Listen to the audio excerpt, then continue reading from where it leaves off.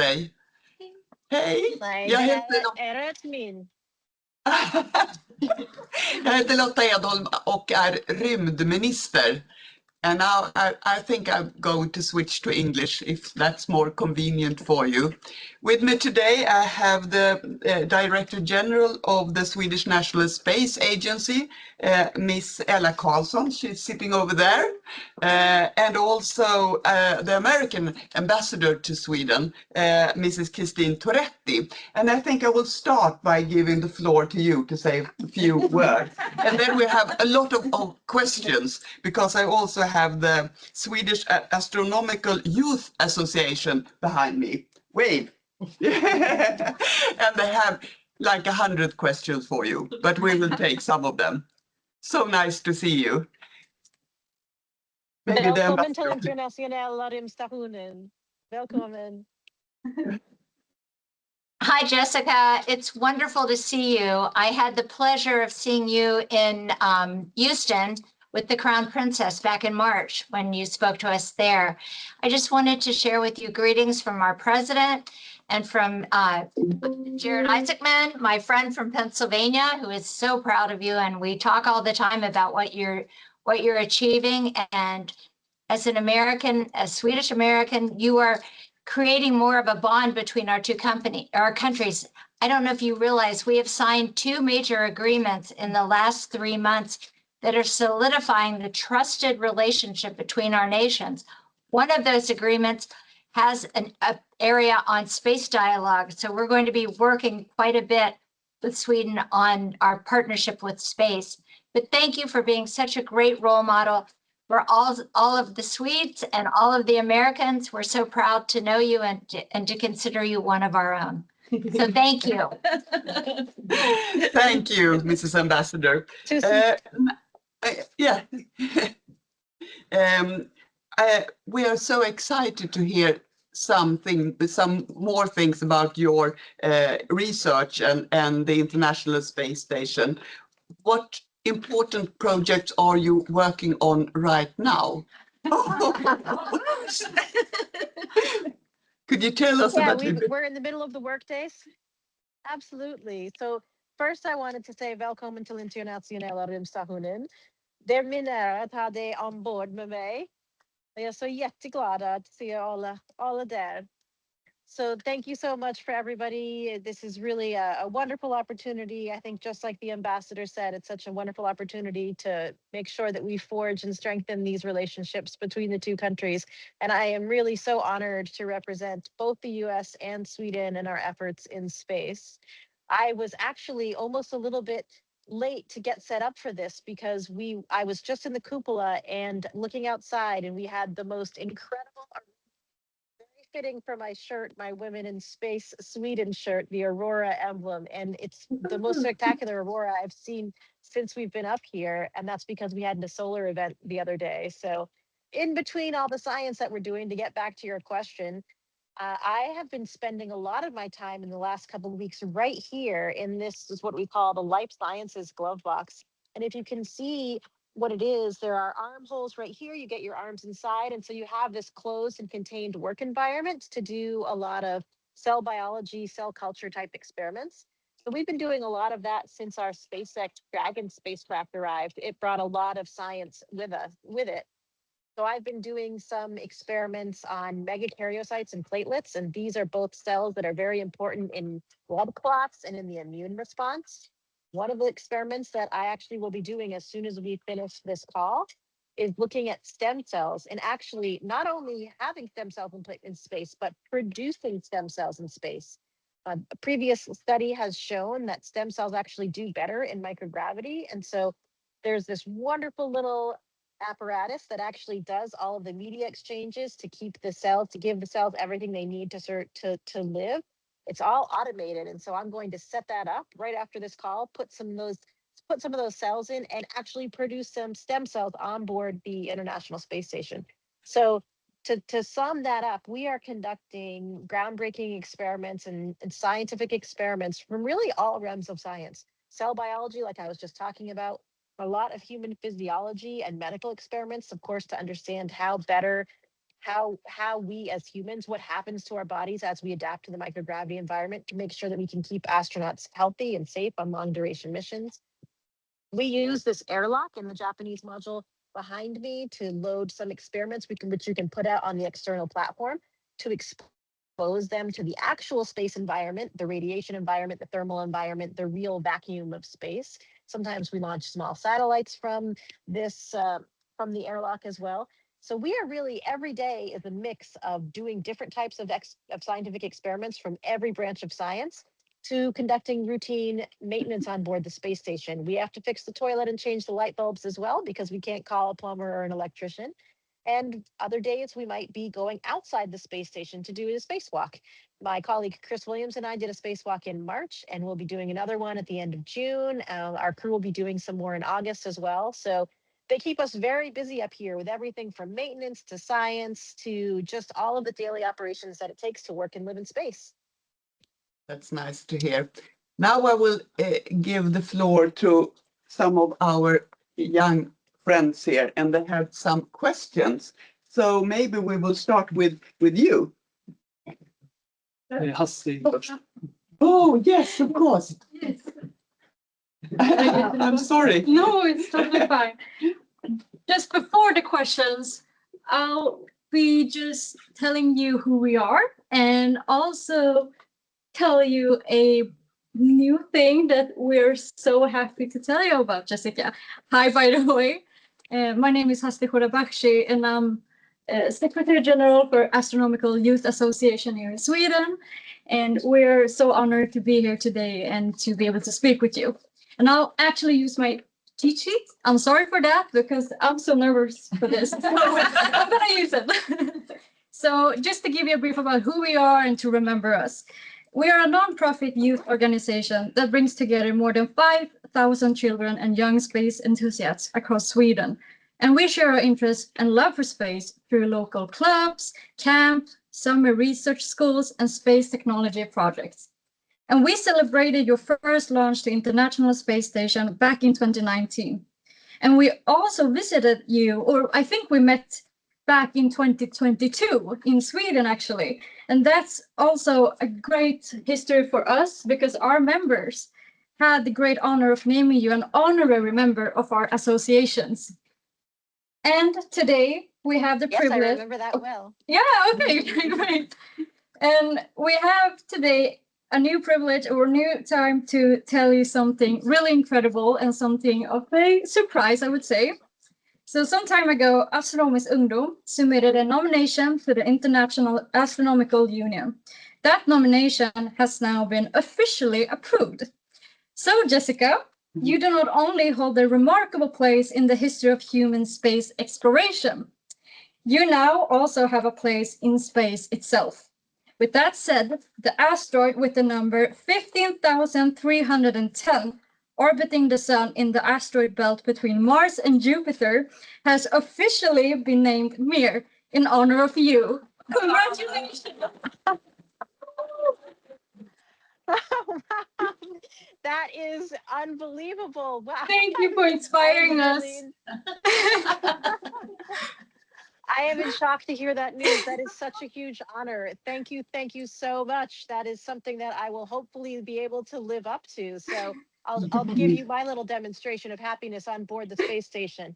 Thank you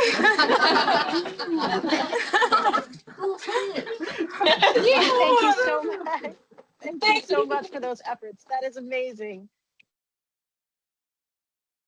And with that said, now let's do the questions, I guess. Thank you again.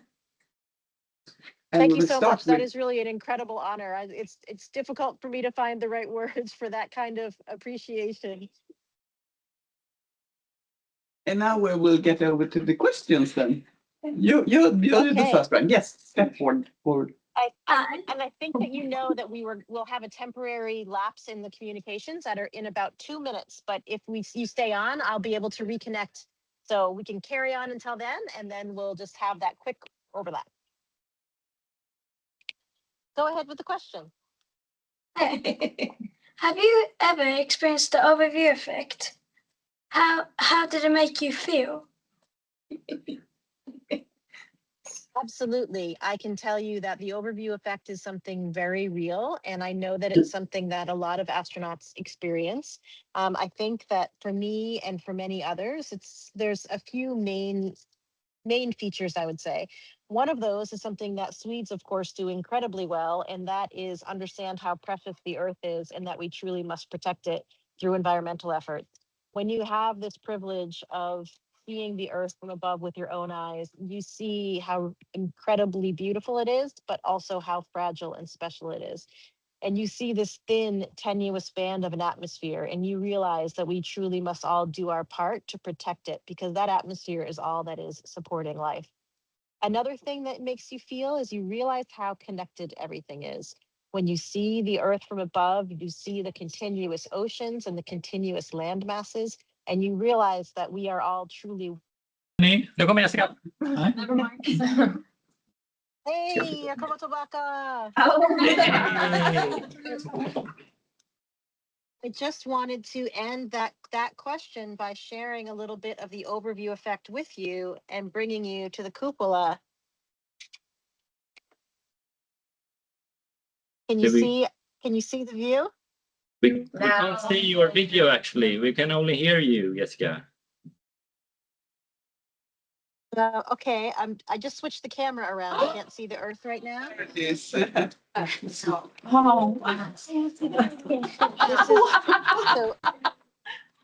Oh, I floated into the cupola so that you could feel the overview effect maybe a little bit yourself. And right now we've just come over, we were over the Pacific Ocean and we just came over the coast of California. And so we're over about the Midwest right now and the border of the US and Canada. my spots.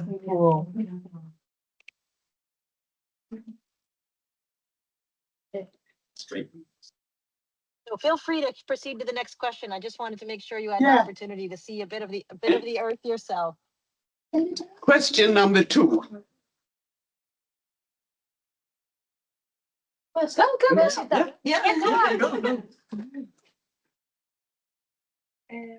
What's your favorite project you have carried on so far, and what do you would like to experience in the future?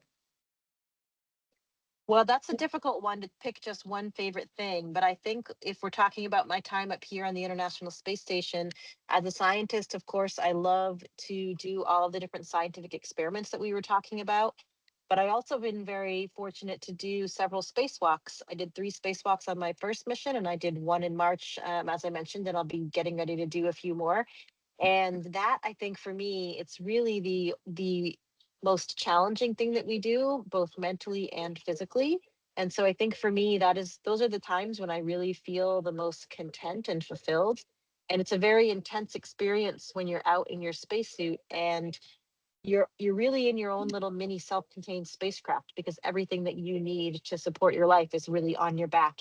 And you're looking down at the Earth just like you're looking down at the Earth right now, but instead of through a window with the whole volume of the space station around you, you're looking just through the thin visor of your helmet. And it's quite a feeling when you come out of the hatch and you look down and you see nothing between your boots and the Earth and just the blackness of space for 400 kilometers. It's an incredibly special feeling. So I think maybe that's one of the most one of the most impactful things that I've done. In the future, I'm very happy to be up here for a few more months and to keep fulfilling the mission, doing more science and experiments and more spacewalks. And then one day, as you know, we're preparing to go. We've already gone back to the moon in orbit around the moon with the Artemis 2 mission.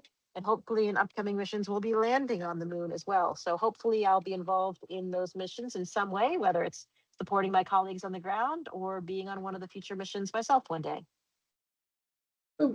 Thank you. And question number 3. Is there anything about being on Earth that you miss when you are in space? I mean, that we get asked that question quite frequently. What do you miss the most when you're in space? And of course, you miss your family. I have a 3.5-year-old daughter, so I miss her very much, and my husband and my friends and family. But really, other than those people, of course, I usually answer that question by saying there's not really anything I miss, because if you are at home just maybe sitting on your couch and something that you're used to having is not there, you miss it because you're used to having it. But when you come up here to this very new, this entirely novel and fascinating environment where you're doing different things every day that you've never experienced before, for me, it means that I don't really miss much on Earth, because I'm having this incredible opportunity of new things all the time. And so there's just all of these things to be excited about. I think one of the things, if you want to be more sort of more mundane about it, is that we do very much miss running water. We have no running water on the space station. So being able to wash your hands in a normal way or have a real shower is something certainly that we all look forward to when we're coming back home. Thank you. And now I will try to, I have some questions from the newspaper Expressen, one of the biggest newspapers in Sweden. They have asked their readers to come with some questions, and I will try to read them to you. And one of them is, what is the toughest illness you or someone else has been affected by in space? Have you had a cold or anything like that? No, fortunately, we avoid most of those types of situations because we have a quarantine period before we launch on the space station. And, one thing, we have a lot of medical screenings before as well. So we try to, since we're up here for such long periods of time without real medical care, we don't want to launch anybody that has an impending physical or medical condition. Now, of course, we can't always predict for that. But for the viruses, we do quarantine before we launch so that we can avoid those types of situations. So nobody's had any colds or flu or viruses like that since we've been up here. Of course, we're a very closed, contained environment. So unless we brought those up ourselves, we're pretty protected from that. But we are very well prepared for any type of medical emergency situation. We have sometimes we actually have astronauts that are medical doctors as well, but that's not a requirement. We don't have one on board right now, but we all have specific crew medical officer training. We have a defibrillator on board if we needed to use it. We have oxygen. We have a whole litany of medicines and that kind of thing. So we are very well prepared to support quite a wide variety of situations. And then if we had a more extreme situation, we could always bring somebody home if we needed to. We could just get into our spacecraft and be back on Earth in a few hours. So that is a luxury that, because we're only 400 kilometers away, that we can experience on the International Space Station. Thank you. Another question is, if you turn on a fan in space, would you feel the air from it?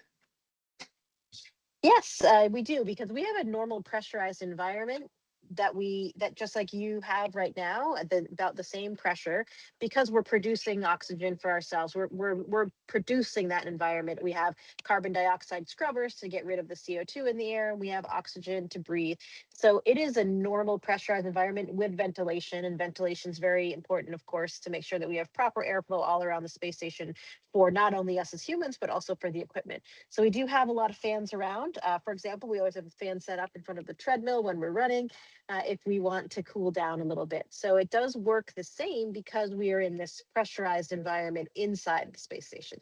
Of course, if you had a fan outside the space station, you wouldn't have any air to push around. Thank you. And I think I will give the floor back to the Swedish Astronomical Youth Association. They have one further question. Hi. How does it feel to be a girl in space and a role model for so many young girls who also want to dare to reach their dreams? Well, it's interesting. Sometimes it's hard to believe that you've sort of switched sides. Like, I remember when I was young and I would see these astronauts wearing these iconic blue flight suits and thinking, wow, like that is my dream. And when I became an astronaut and I put on that blue flight suit, sometimes it was difficult to understand that now I was on the other side of it. And I would say, especially after the first all-female spacewalk that Christina Cook and I had the privilege of conducting, that got a lot of attention, and it really got us thinking that, now it is our responsibility to do that, to carry that through, to help inspiring and carrying that message forward for others. But it is, I have to tell you, sometimes it's still difficult to believe because I came from a small town. You know, I grew up in a normal environment just like all of you. And it just sort of shows that if you have a dream, that you really work hard, really anything is possible. But I can tell you, when I'm even right now, when I'm here in the cupola and I was looking out at these fantastic aurora, they weren't northern lights like you see in Sweden. They were actually the southern lights. So on the other side of the earth. And it's hard to believe when I'm just looking out the window, talking to you, that I'm actually floating up here 400 kilometers above the earth, going around it every 90 minutes. It sometimes still really feels surreal. But for me, it is so wonderful to have this opportunity to be able to share some of that. So I hope that, you know, I do carry it as a responsibility to be able to have events like this so that I can share this adventure and all the privileges that I've been fortunate enough to have with everybody back on the ground. Thank you so much. I think this has been one of my most exciting Fridays ever. And I think I speak for everyone here in the room. Thank you so much.